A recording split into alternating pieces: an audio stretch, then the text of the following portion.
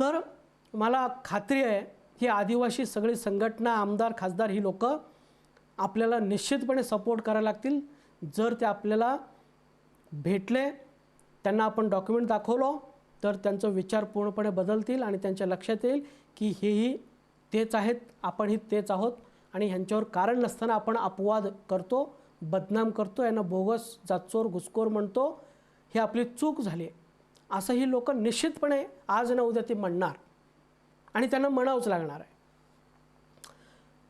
आणि ही लोक जास्त शांत केव्हा होतील जेव्हा आपण आदिवासी भागातील प्रत्यक्ष लोकसंख्या आणि आदिवासी आमदारांची लोकसंख्या ह्याचा जेव्हा हिशोब देऊ त्यांना, बाबा रे तुम्ही ज्यांना ओरिजिनल आदिवासी म्हणता त्यांची लोकसंख्या इतकी आहे आणि तुम्ही जे आमदार निवडून आले 25 आमदार आहे, तर तेवढ्या लोकसंख्येवर तुम्ही 25 आमदार बसू शकत नाही हे जेव्हा त्यांना सांगू तेव्हा ते 14 आमदार आणि 11 आमदार ह्याच्यामध्ये 2 फळे होतील. 14 आमदार म्हणतील बाबा आमचे आमदारकी वाचवायचं आहे तर ह्या लोकांना तुम्ही त्रास देऊ नका कारण ह्यांच्या पॉप्युलेशनवरनं आम्ही निवडून आलो. ह्या लोकांनी जर ठरवलं तर आमच्या खुर्च्या रिकाम होतील. त्यामुळे मित्रांनो, एकतर त्यांना आपल्याकडलं पुरावे दाखवावे लागतील आणि त्या पुराव्याबरोबर त्यांना व्यवस्थितपणे हिशोब समजून सांगावं लागेल की तुमच्या भागातील मतदारसंघ किती आहेत आणि तुमची लोकसंख्या किती आहे आणि तुम्ही किती निवडून येता. प्रत्यक्ष तुम्ही 11 निवडून यायला पाहिजे होतं, 14 निवडून येता, तर 14 आमदार तुम्ही बोगस आहे हे जेव्हा आपण दाखवू त्यावेळी त्यांच्या लक्षात येईल की नाही आपण जे करतो ते चुकीचं आहे. हे आज न उद्या आपल्या अंगलट येणार आहे, आपल्यावरच येणार आहे. आपणच स्वतः बोगस ठरवू. ह्यांच्याकडे तर डॉक्युमेंट आहे, ही लोक बोगस कधीच ठरवू शकणार नाही. पण आम्ही मात्र हे जे निवडून आलो हे खरं आहे, त्यामुळे आम्ही हे बोगस ठरणार, 14 लोक बोगस ठरणार हे त्यांच्या लक्षात येईल आणि तिथून पुढे ती लोक आपल्या विरोध थांबवतील. हे निश्चितपणे आहे, हे तुम्ही समजून घ्या. तर मित्रांनो, 1976ला जेव्हा क्षेत्रबंधन उठलं तर त्यावेळी अतिशय सखोलमध्ये, अतिशय डिटेलमध्ये अभ्यास करून, म्हणजे मी जे सांगितलं त्या जिल्हा गॅजेटियर्स, सेन्सेस रिपोर्ट्स, त्याच्यानंतर मानवशास्त्रज्ञांची संशोधन, जुन्या काळातले जे काही संशोधक होते त्यांचे संदर्भ ग्रंथ, ह्या सगळ्यांचा सखोल अभ्यास करून कमिट्यांचे रिपोर्ट घेऊन केंद्र शासनाने क्षेत्रबंधन कायदा हटवलेला आहे. आणि हे हटवत असताना त्यांनी सांगितलेलं आहे की बाबा विशिष्ट एरियामध्येच आदिवासी लोक राहतात असं नाही आहे, संपूर्ण महाराष्ट्रामध्ये आदिवासी लोक राहतात आणि म्हणून ते कुठेही राहत असले तरी त्यांना आदिवासींची सवलती मिळायला पाहिजे, अनुसूचित जमातीची सवलती मिळायला पाहिजे. त्याच्यानंतर आम्ही एरिया रिस्ट्रिक्शन कायदा केल्यामुळं लोकसंख्या जी वाढणार आहे ती वाढलेली लोकसंख्येप्रमाणे आम्ही तुम्हाला एक्स्ट्रा अनुदान पण देणार आहे आणि एक्स्ट्रा आमदार आणि खासदारसुद्धा देणार आहे असं त्या लोकांनी तरतूद केलेलं आहे. आणि आमच्या वाढीव लोकसंख्येप्रमाणे त्यांनी एक्स्ट्रा अनुदान पण दिलेलं आहे, एक्स्ट्रा आमदार आणि खासदार पण दिलेले आहे आणि आमचे जुने डॉक्युमेंटसुद्धा आहेत, स्ट्रॉंग पुरावेसुद्धा आहेत. आणि एवढं असूनसुद्धा ती लोक बोगस बोगस म्हणतात आणि आपण ते मुकाट्याने ऐकून घेतो. याच्यापेक्षा दुर्दैव काय असणार आहे? कारण आपण कधी सखोलमध्ये अभ्यास करत नाही, या सगळ्या गोष्टीकडे आपण बघत नाही, लढण्याची ताकद नाही, कॉन्फिडन्स पूर्णपणे झिरो झालेलं आहे, काय करायचं कळत नाही. त्यामुळं मित्रांनो, ह्या सगळ्या चुकीच्या गोष्टी घडत गेलेल्या आहेत. अजूनसुद्धा तुम्ही लोकांनी जर पेटून उठला तर ह्या सगळ्या डॉक्युमेंटच्या आधारे प्रत्येक माणूस हा ओरिजिनल ठरणार आहे. ओके. तर मित्रांनो, 1976चा कायदा झाल्यानंतर हे आदिवासी क्षेत्रातील हे सगळे आमदार, खासदार, मंत्री हे सगळे अस्वस्थ झाले. तर त्यांच्या लक्षात आलं की हे कायदा झालेला आहे, केंद्र शासनाने केलेला आहे, परंतु केंद्र शासनाचा कायदा आपण काही करू शकत नाही आणि ह्या कायद्यामुळे आपलं खूप मोठं नुकसान होऊ शकतो आहे. कारण का ह्या कायद्यामुळे असं त्यांना भीती वाटायला लागली किंवा त्यांना असं नेहमी वाटायचं किंवा आत्तापर्यंत आपण काय करत आलो 76पर्यंत सगळे अनुसूचित जमातीवरचे लोकसभा विधानसभा ह्याच्यावरती आपण स्वतःहून आमदार खासदार म्हणून निवडून येत होतो. सगळे मतदार केंद्र आपल्याकडे होते आणि इथून पुढे सुद्धा कायमस्वरूपी आपल्याकडेच हे मतदारसंघ असायला पाहिजे असं त्यांना वाटत होतं. त्याच्यानंतर त्यांना वाटत होतं की आदिवासी विभागावरती आपलं कायमस्वरूपी सत्ता असायला पाहिजे. 1950 पासून आम्हीच त्याच्यावरती सत्ता गाजवतोय आणि इथून पुढच्या आयुष्यामध्ये सुद्धा आपली सत्ता तिथं असायला पाहिजे. TSP मधली लोकच त्या आदिवासी विभागावरती आमदार खासदार म्हणून जायला पाहिजे असं त्यांना वाटत होतं. त्याच्यानंतर हे आदिवासी जे निधी आहे भरमसाठ निधी मिळतो, कोट्यावधी रुपयांचा निधी मिळतो. तर हा निधीसुद्धा आपल्यालाच मिळाला पाहिजे. कायमस्वरूपी आपणच त्या निधी वापरले पाहिजे, आपल्या क्षेत्रामध्ये ती निधी मिळालं पाहिजे असं ह्यांना वाटत होतं. सगळ्या आदिवासींची सुखसुविधा आपल्याला मिळायला पाहिजे, सगळी योजना आपल्याला मिळायला पाहिजे, क्षेत्रबंधनातील लोकांनाच ह्या सगळ्या वापरायला मिळायला पाहिजे असं ह्या लोकांना वाटत होतं. आणि म्हणून ही लोक एरिया रिस्ट्रिक्शन कायदा उठल्यानंतर अस्वस्थ झाले. ह्यांना तो कायदा पचला नाही, ह्यांना तो कायदा आवडला नाही.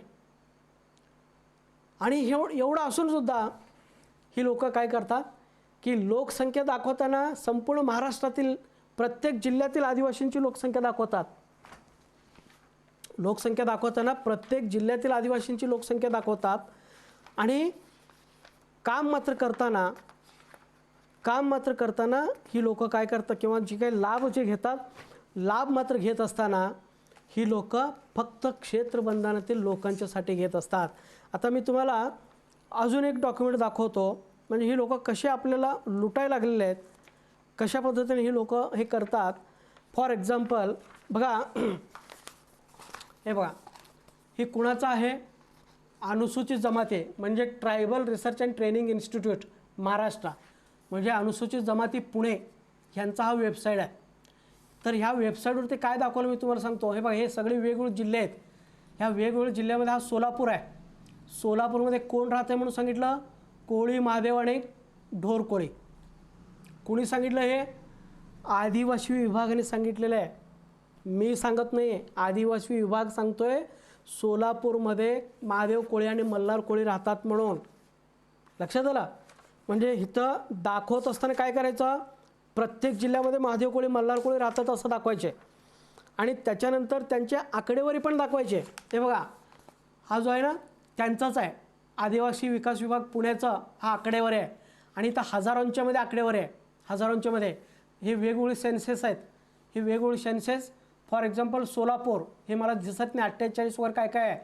तर ह्यांनी काय दाखवलेलं बघा, 1991ची सेन्सस रिपोर्टमध्ये 48,000 महादेव कोळी सोलापूरमध्ये राहतो म्हणून दाखवलेलं आहे. त्यानंतर 2001च्या सेन्ससमध्ये 69,000 महादेव कोळी लोक राहतात. 2011 प्रमाणे 78,000 महादेव कोळी लोक सोलापूरमध्ये, फक्त सोलापूर जिल्ह्यामध्ये राहतात म्हणून पडताळणी समिती स्वतःच्या वेबसाईटवरती हे आकडेवारी डिक्लेअर केलेलं आहे. आणि जेव्हा सोलापूरचे लोक पडताळणी समितीसाठी जातात ते म्हणतात तुमच्या जिल्ह्यामध्ये महादेव कोळी समाज नाही आणि तुम्ही जे आहेत ते सगळे बोगस आहे. आणि अनुदान घेताना मात्र तुम्ही 78,000 लोक आहे. मग ही आकडेवारी केंद्र शासनाला कळवतात, निवडणूक आयोगाला कळवतात, निवडणूक आयोगाकडून आमदार खासदार घेतात, केंद्र शासनाकडून अनुदान घेतात आणि इतर फॅसिलिटी घेतात. तर अशा पद्धतीने मित्रांनो दुहेरी खेळ ही लोक खेळत आहेत. एका बाजूला म्हणायचं तुम्ही बोगस आहे आणि दुसऱ्या बाजूला ती आकडेवारी सगळे फायद्यासाठी वापरायची. अशा पद्धतीने ही लोक करतात. तर हे अतिशय चुकीचं आहे. तर ह्या लोकांच्या मनामध्ये मित्रांनो कायमस्वरूपी भीती आहे. जर आपण आदिवासी क्षेत्राच्या बाहेरसुद्धा आदिवासी लोक राहतात किंवा विस्तारित क्षेत्रामध्ये सुद्धा आदिवासी लोक राहतात असं जर आपण मान्य केलं तर आपल्यातली जी काय 25 आमदारकी आहे, 4 खासदारकी आहे, ह्याच्यामध्ये वाटण्या होतील. 14 आमदार तिकडं जातील आणि 11च आमदार आपल्याला राहतील. 2 खासदार तिकडं जातील आणि 2च आमदार आपल्याकडे राहतील. 9% अनुदान आपल्याला मिळतो केंद्र शासनाकडनं, तर 9%पैकी की 4% आपल्याला वापरायला मिळेल आणि 5% त्यांना द्यावं लागेल, विस्तार क्षेत्रामध्ये द्यावं लागेल. त्यानंतर आदिवासी विकास विभागावरती 1950 पासून आपली मक्तेदारी आहे, तर आपली मक्तेदारी निघून जाईल आणि त्यांचे आमदार निवडून येतील आणि आदिवासी विकास विभागावरती त्यांचं पण राजकारण चालेल, असं ह्या लोकांना प्रचंड भीती आहे. आपलं सगळं निघून जाईल, ह्या लोकांना आपल्याला वाटावं लागेल, त्यांच्या लोकसंख्येप्रमाणे आपल्याला द्यावं लागेल.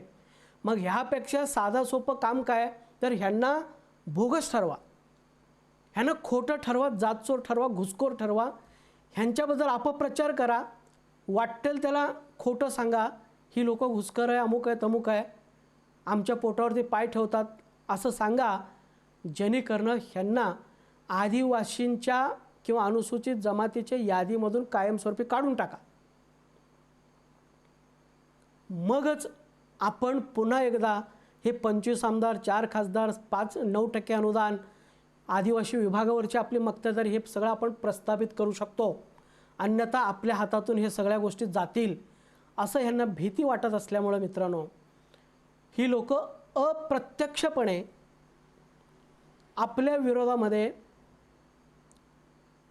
क्षेत्रबंधन लावतात आणि आपल्याला अप्रत्यक्षपणे खोटे बोगस ठरवतात, आपल्याला शत्रू मानतात आणि कायमस्वरूपी आपल्याला ह्या यादीतून काढून टाकण्यासाठी वारंवार ते प्रयत्न करत असतात.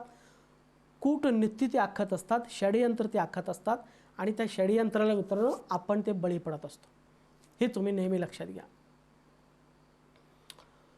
तर ह्या लोकांचं ध्येय एकच आहे की विस्तारित क्षेत्रातील लोकांना काय वाटेल ते झालं.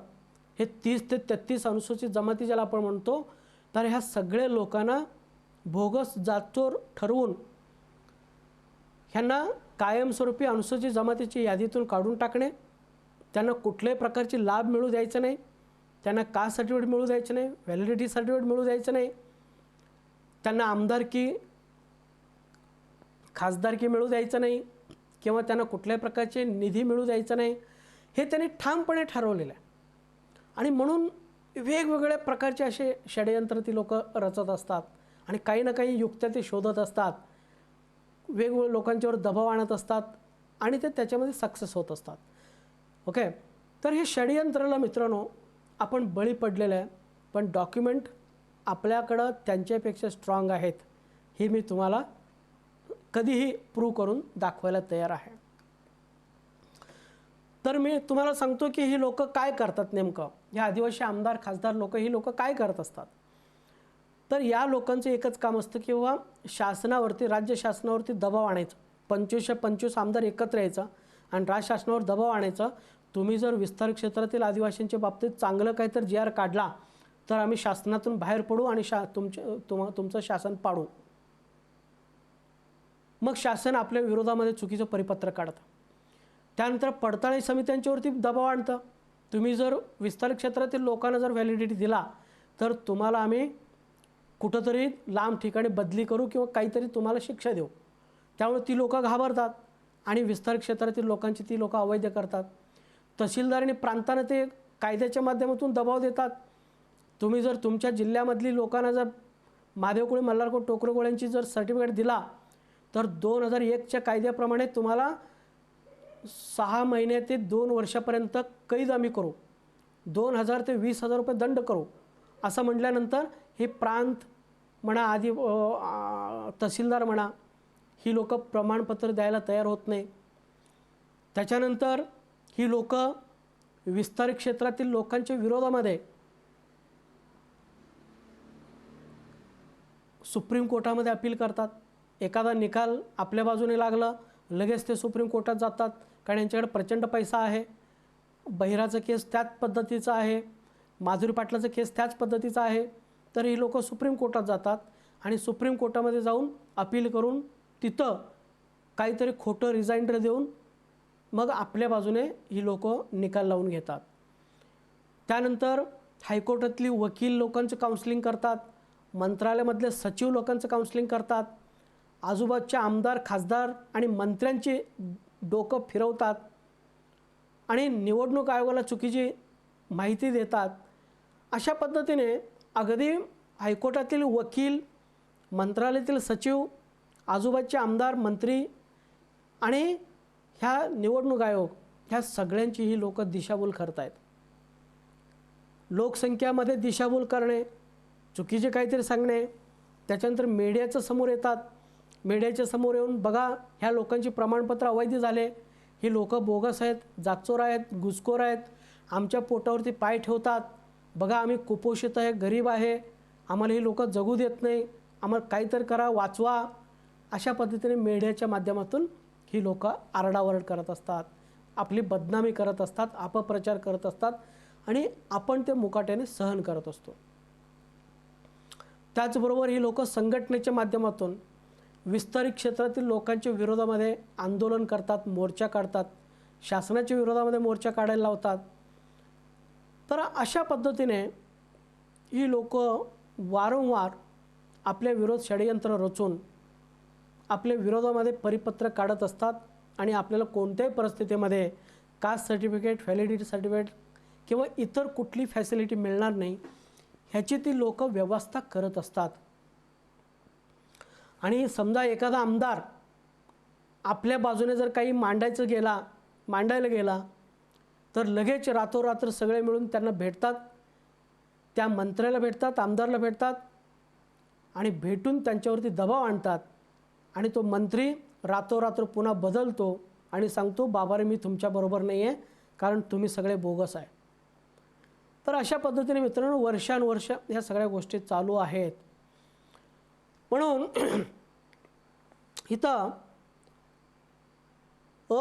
कारण केंद्र शासनाने जो काही कायदा बनवलेला आहे एरिया रिस्ट्रिक्शन कायदा, तर त्या कायद्याच्या विरोधात ह्यांना कायदा करता येत नाही कारण शेवटी तो केंद्र शासनाचा कायदा आहे। ह्या राज्य शासनाला किंवा आदिवासी विकास विभागाला तो त्याच्या विरुद्ध काही करता येत नाही। म्हणून ह्या लोकांनी डोकं चालून ह्यांनी काय केलं की महाराष्ट्रामध्ये अप्रत्यक्षपणे जसं 1956ला एरिया रिस्ट्रिक्शन लावण्यात आलं होतं त्याच पद्धतीने एरिया रिस्ट्रिक्शन लावायचं असं त्यांनी ठरवलं। आपल्या लेवलला परिपत्र काढायचं आणि महाराष्ट्रामध्ये पुन्हा एकदा एरिया रिस्ट्रिक्शन लावूया। आपण 1976च्या एरिया रिस्ट्रिक्शनच्या विरुद्ध काही करायचं नाही कारण आपल्याला काही ते करता येत नाही, पण आपण काय करूया आपल्या लेवलला एखादं परिपत्र काढू, पुन्हा एकदा काहीतरी करून ह्या लोकांची सवलती सगळे बंद करू।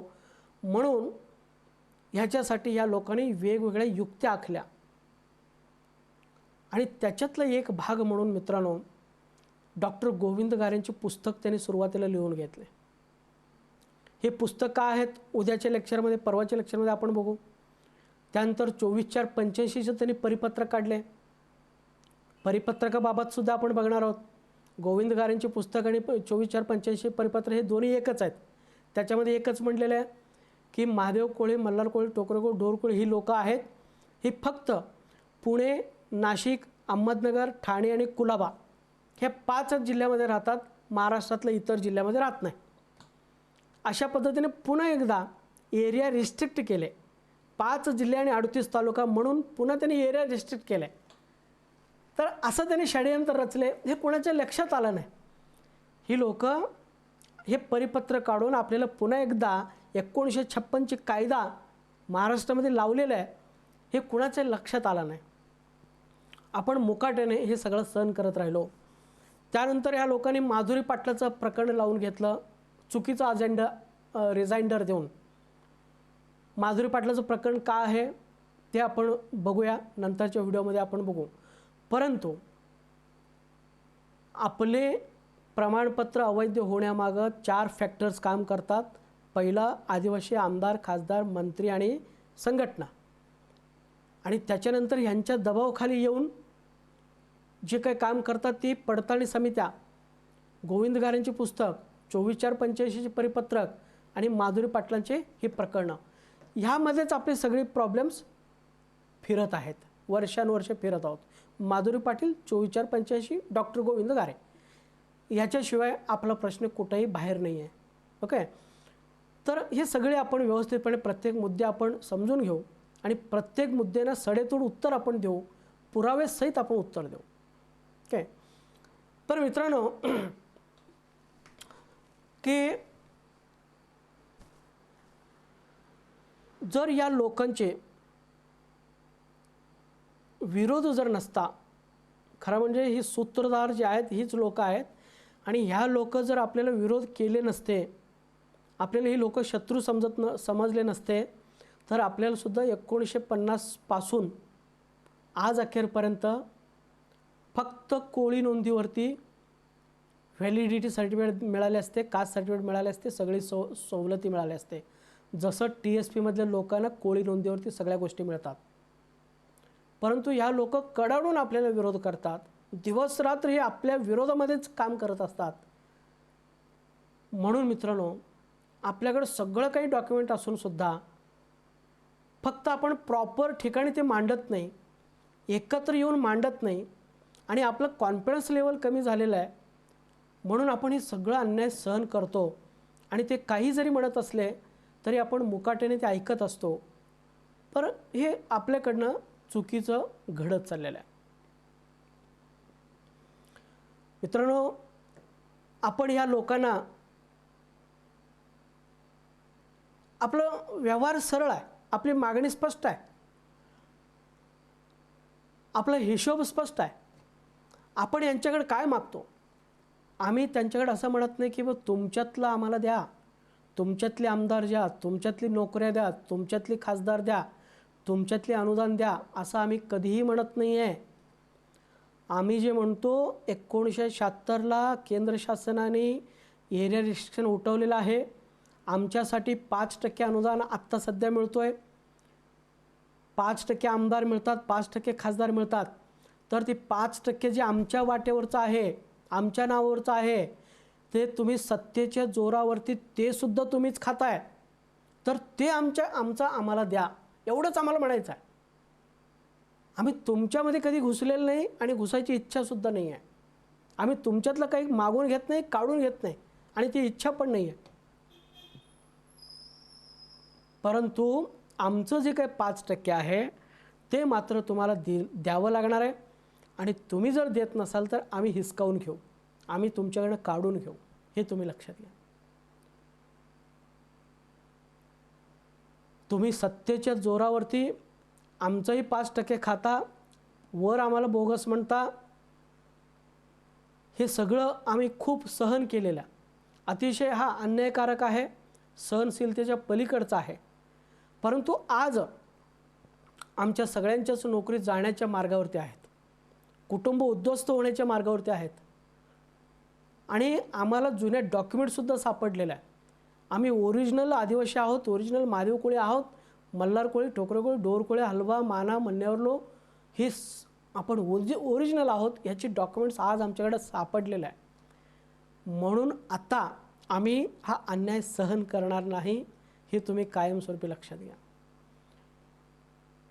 आणि महाराष्ट्रातील प्रत्येक लोकांनी सुद्धा, प्रत्येक आमदार खासदारांनी सुद्धा हे लक्षात ठेवावा, प्रत्येक मीडियाने सुद्धा हा लक्षात ठेवावा, आणि महाराष्ट्रातले प्रत्येक वकील मंडळी आणि सचिव लोकांनी सुद्धा लक्षात ठेवावा की आम्ही आदिवासी भागातील लोकांचं काहीही मागत नाही. त्यांच्यामध्ये आम्ही घुसखोरी तरी मुळात केलेली नाही, त्यांची जात तरी आम्ही मुळात चोरलेलं नाही. परंतु आम्ही फक्त आमच्या वाट्याचं त्यांना मागतोय, आम्ही आमच्या हिस्साचं मागतोय, आम्ही आमच्यासाठी जे केंद्र शासनाने दिलेले ते मागतोय. दुसरं तिसरं आम्ही काही मागत नाही, आणि त्यांचं आम्ही अजिबात मागत नाही. हे सगळ्यांनी, महाराष्ट्रातील प्रत्येकाने हे समजून घ्यावा. तर बोगस म्हणणं, घुसखोर म्हणणं, जातचोर म्हणणं, मित्रांनो, इथून पुढे तरी तुम्ही थांबवा. तर मित्रांनो, एक गंमत अशी आहे, तर ही लोक नेहमी आरडाओरड करत असतात. ही लोक नेहमी म्हणत असतात की बाबा आम्ही गरीब आहोत, आम्ही कुपोषित आहोत, आमचा भाग मागास आहे, आमच्या भागामध्ये अजूनसुद्धा काहीच प्रगती झालेली नाही, आमच्या भागामध्ये शाळा नाही, कॉलेज नाही, लाईट नाही, रस्ते नाही, पाणी नाही, हॉस्पिटल नाही, म्हणजे कुठल्याही प्रकारची सुविधा आमच्या भागामध्ये नाही. आम्ही पूर्णपणे सगळ्या गोष्टीपासून वंचित आहोत. आमची मुलं कुपोषणाने मरत आहेत, आमची लोकं गरीब आहेत, आम्हाला नोकऱ्या नाही. हे वारंवार ही लोकं सांगत असतात.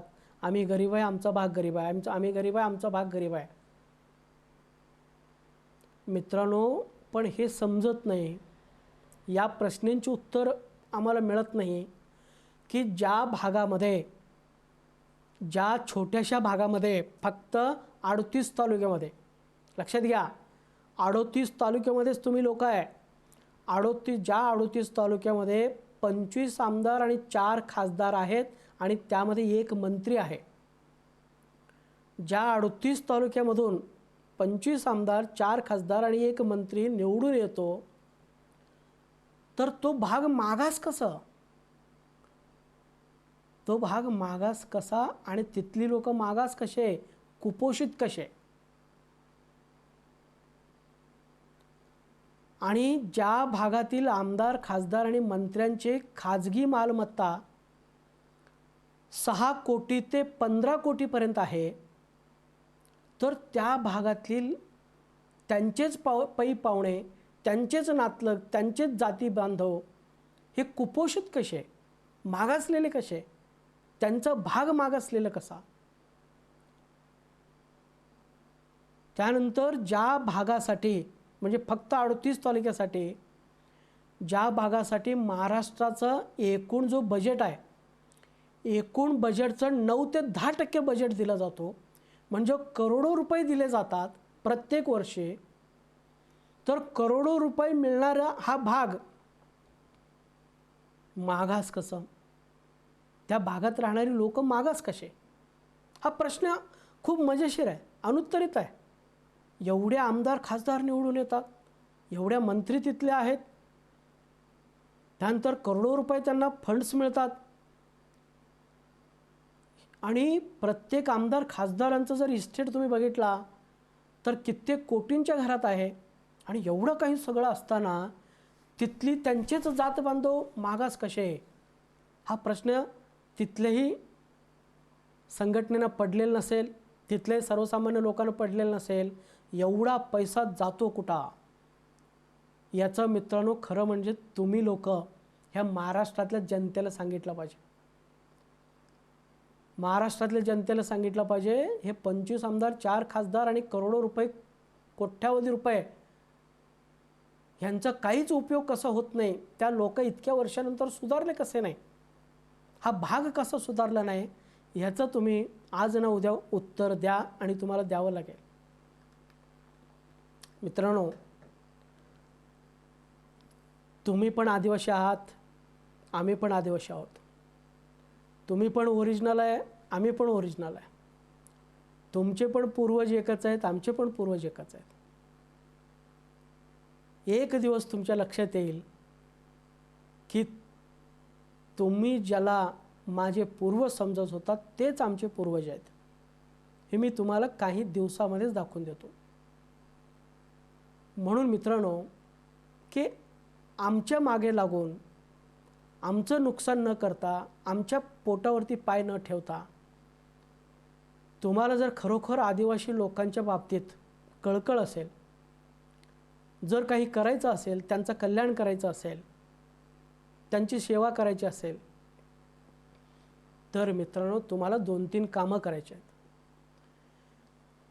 तुमच्या नावावरचं काही अनुदान आणि आमच्या नावावरचं अख्खं अनुदान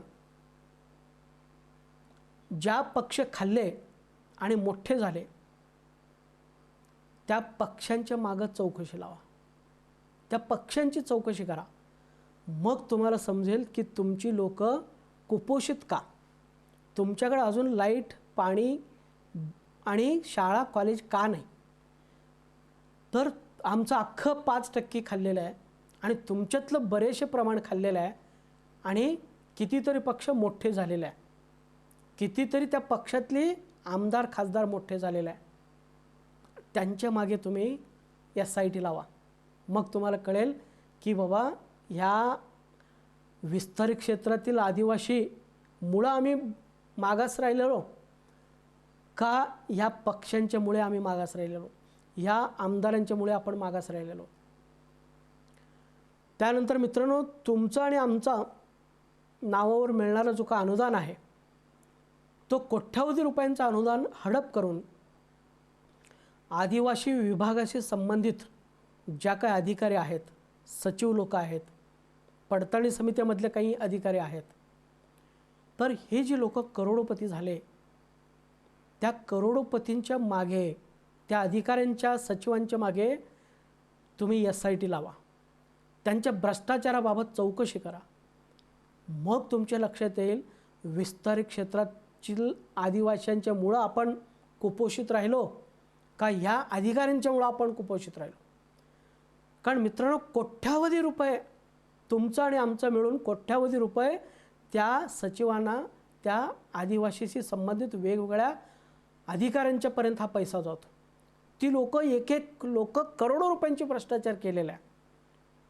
अनेक योजना ही लोक कागदावरती दाखवलेल्या आहे आणि पैसा, अख्खा पैसा त्यांनी स्वतःच्या खिशामध्ये घातलेला आहे. म्हणून मित्रांनो, तुम्हाला जर सामाजिक कार्य करायचं असेल, आमच्या मागे न लागता आमचा आम्हाला हिस्सा सोडून द्या आणि तुम्ही ह्या राजकीय पक्षांच्या मागे लागा, तिथल्या आमदारांच्या मागे लागा. तुम्हाला सगळं माहिती आहे कोण मंत्री त्याच्यामध्ये आहेत आणि त्या अधिकाऱ्यांच्या मागे लागा. मग तुम्हाला प्रचंड पैसा गडप झाल्याचं दिसेल आणि त्यामुळे तुम्ही गरीब झाल्याचं तुम्हाला स्पष्टपणे जाणवेल. म्हणून मित्रांनो, की तुमचा आणि आमचा प्रश्न जर सुटायचा असेल, तुम्ही आणि आम्ही सुखाने जर जगायचं असेल, तर तुम्ही माननीय निवृत्त न्यायाधीश गायकवाड समितीचा अहवाल वाचा आणि ह्या राजकीय पक्ष, ह्या सगळ्या वेगवेगळे अधिकारी ह्यांच्या मागचा भ्रष्टाचार तुम्ही काढा. मग तुम्ही पण सुखाने जीवन जगाल आणि आम्ही पण सुखाने जीवन जगू. नाहीतर तुम्ही ओरिजिनल आहात, आम्ही ओरिजिनल आहोत, परंतु कारण नसताना गैरसमजातून तुम्ही आमच्यावरती आरोप करणार, आम्ही तुमच्यावरती आरोप करणार आणि लोणी मात्र दुसराच कोणीतरी खाऊन जाणार. असं व्हायला नको. कारण आज ना उद्या हे सिद्ध होणार आहे की तुमचे पूर्वज, आमचे पूर्वज हे एकच होते. त्यामुळं कारण नसताना तुम्ही आमच्यावरती, आमच्या विरोधामध्ये काम करू नका. आम्ही तुमच्या विरोधामध्ये काम करत नाही आहे. तुम्ही तुमच्या वाट्याचं खावा, आम्ही आमच्या वाट्याचं खातो, पण दोघं मिळून जे मध्यस्थ जे खातात त्यांना आपण खायला बंद करू. मगच आपण दोघंही प्रगत होऊ, सुधारू. नाहीतर आपल्याला सुधारण्याची कुठलीही शक्यता नाही. म्हणून मित्रांनो, सत्तेच्या जोरावरती कोळी, हलवा, माना, गोवारी, मन्नेरलुवार, ठाकूर, ठाकर ह्या जे विस्तारित क्षेत्रातील 33 अन्यायग्रस्त आदिवासी जमाती आहेत, ह्यांच्यावरती अन्याय करणे पूर्णपणे थांबवा. ह्यांच्या मागं लागून ह्यांचं नुकसान करणं पूर्णपणे थांबवा. हां, जर एखादी जमाती खरोखर आदिवासी बोगस असेल तर आम्हालासुद्धा सांगा. तुमच्या लढ्यामध्ये आम्हीसुद्धा सामील होऊ. त्या बोगस लोकांना आपण काढून टाकू. कारण बोगस लोक ह्याच्यामध्ये येणं कारणच नाही आहे. परंतु ज्यांच्याकडे डॉक्युमेंट आहे, आज मी तुम्हाला सांगितलं 1931चं डॉक्युमेंट दाखवलं, 41चं दाखवलं, 61चं दाखवलं, अँथ्रोपॉलॉजिकल रिसर्चचं डॉक्युमेंट दाखवलं, तुमच्या पडताळणी समित्यांच्याच वेबसाईटवरचं मी डॉक्युमेंट दाखवलं. आणि एवढं सगळं असूनसुद्धा तुम्ही जर आम्हालाच बोगस म्हणत असाल तर मित्रांनो, असं मी म्हणणार नाही की बाबा मानसिकतेचा तपास आपल्याला करावा लागणार, पण मी म्हणेन हा तुमचा गैरसमज आहे. तर गैरसमजातून बाहेर या. तुम्ही सुखाने जगा, आम्हीही सुखाने जगतो आणि दोघंही एकमेकांचं लॉस करायला नको, हे तुम्ही नेहमी लक्षात घ्या.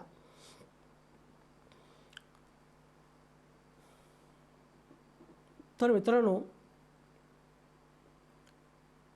की एक स्पष्ट आहे, विस्तारित क्षेत्रातील आदिवासी लोक क्षेत्रबंधनातील आदिवासींचे काहीही नुकसान करत नाही आहे, त्यांचं काहीही काढून घेत नाही आहे, त्यांचं आरक्षणामध्ये ही लोक घुसखोर केलेलं नाही आहे.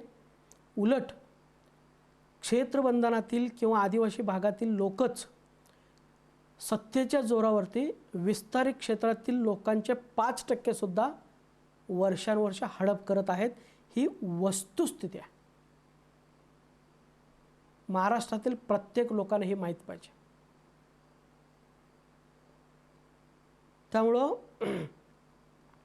मित्रांनो, आदिवासी आमदार, खासदार, मंत्री आणि आदिवासी संघटना यांचे षडयंत्र याबद्दल मी एक स्वतंत्र टॉपिक घेणारच आहे। त्याच्यामध्ये अजून खूप डिटेलमध्ये जाणार आहे। प्रत्येक मुद्द्यांच्यावरती आपण डॉक्युमेंटल प्रूफ सहित बोलणार आहोत। त्याच्यामध्ये 3 ते 4 व्हिडिओज होतील। परंतु आजच्या घटकेला आपण अधिसंख्य पदावरती अभ्यास करत असताना पहिला मुद्दा तुमच्या लक्षात यायला पाहिजे की आमचे जे प्रमाणपत्र अवैध झाले तर आदिवासी आमदार, खासदार, मंत्री आणि संघटना यांच्या षडयंत्रामुळं, याच लोकांनी विरोध केल्यामुळं आपली प्रमाणपत्र अवैध झाले। दुसरं काही कारण नाही। त्यांच्याकडे जेवढी डॉक्युमेंट आहेत तेवढीच डॉक्युमेंट आपल्याकडे आहेत। एवढंच तुम्ही आजच्या घटकेला तुम्ही समजून घ्या। बाकीच्या गोष्टी अतिशय सखोलमध्ये आपण नंतरच्या प्रकरणामध्ये बघू। तर मित्रांनो, या व्हिडिओच्या शेवटी काही महत्त्वाचे पुरावे मी जोडलेले आहे। तर ते पुरावे पण तुम्ही प्रिंटआउट काढा, वाचून काढा आणि ज्यांना पुरावे पाहिजे त्यांनी मला कॉल करा। मी तुम्हाला त्याची PDF पाठवून देतो। त्या PDF प्रिंटआउट काढा आणि तुमचं जेव्हा प्रकरण वैधतेसाठी पाठवणार आहे त्यावेळी मी काही पुरावे सांगणार आहे। ती पुरावे तुम्हाला जोडायचे आहेत आणि त्याच्यातले ह्याही सुद्धा काही पुरावे आहेत। तर एरिया रिस्ट्रिक्शनचं मी जोडलेलं आहे। त्याच्यानंतर आदिवासी लोकसंख्येबाबत मी जोडलेलं आहे पुरावा। केंद्र शासनाचं पत्र जोडलेलं आहे। पडताळणी समित्यांची आकडेवारी मी जोडलेलं आहे। गोविंद घारेंचे म्हणणं मी जोडलेलं आहे। गोविंद घारेंचं एक म्हणणं मी वाचून दाखवतो। काय म्हटलेलं बघा, या जिल्ह्याच्या बाहेर अनुसूचित या जिल्ह्याच्या अनुसूचित क्षेत्राच्या बाहेर सुमारे 8 लाख आदिवासी लोकसंख्या आहे। 1971च्या जनगणनेत त्यांची जनगणना झालेली नाही। क्षेत्रबंधन उठविल्यानंतर येथील आदिवासींना सवलतीचा लाभ मिळू लागला। हा कोण लिहितोय? हा महाराष्ट्रातील आदिवासी यांचे सामाजिक व सांस्कृतिक जीवनाचे प्रश्न आणि कल्याणाचे योजना 1980 ह्यावेळी हा पुस्तक लिहिलेलं महाराष्ट्र शासनाने। आणि ह्या पुस्तकामध्ये गोविंद घारे लिहितोय की बाबा ह्या वरचे जे जिल्हे आहेत त्यांना सोडून विस्तारित क्षेत्रामध्ये आदिवासी क्षेत्राच्या बाहेर 8 लाख लोक आहेत आदिवासी, पण त्यांची कुठेही जनगणनेमध्ये नोंदी झालेली नाही। क्षेत्रबंधन उठल्यानंतर त्यांची नोंदी झालेल्या आहेत असं तो स्वतः लिहितोय। लक्षात आलं? आणि हे पडताळणी समिती सांगतोय तुमची लोकसंख्याच कुठं नाही आहे, सगळं 0-0 आहे। आणि इकडं हा माणूस म्हणतो त्यांची लोकसंख्या घेतलं गेलेलं नाही मुद्दा म्हणून।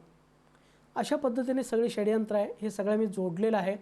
तुम्ही वाचा, डिस्कशन करा, चर्चा करा मित्रांनो। जितकं तुम्ही चर्चा कराल हा प्रश्न तेवढा परिपक्वतेने सोडवता येईल। तुम्ही मुकाट्याने बसला, लोक अन्याय करणार, अत्याचार करणार आणि निघून जाणार। तर या सगळ्या गोष्टी मी जोडलेल्या आहे।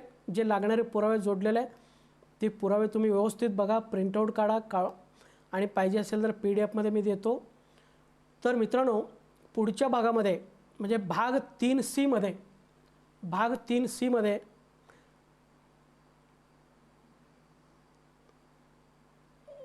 3C मध्ये आपण बघणार आहोत की गोविंद घारे यांचे चुकीचे संदर्भ ग्रंथ आणि 24/4/1985चे अन्यायकारक परिपत्रक ह्याच्यावरती आपण डिस्कशन करणार आहोत। तर ह्या व्हिडिओ शेअर करा। इथून पुढे सगळे महत्त्वाचे व्हिडिओज असणार आहेत।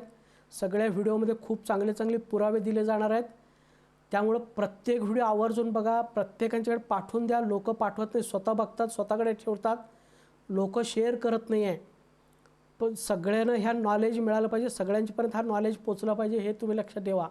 शेअर करा, सबस्क्राईब करा, बेल आयकॉन आहे त्या बेल आयकॉनला क्लिक करून ऑल दाबा, एवढं करा। मगच माझे प्रत्येक व्हिडिओ तुम्हाला बघायला मिळतील। रोज एक व्हिडिओज मी इथून पुढे अपलोड करत जाणार आहे। धन्यवाद। थँक्स. God bless you. काही क्वेश्चन्स असतील तर तुम्ही नंतर विचारू शकता. थँक्स.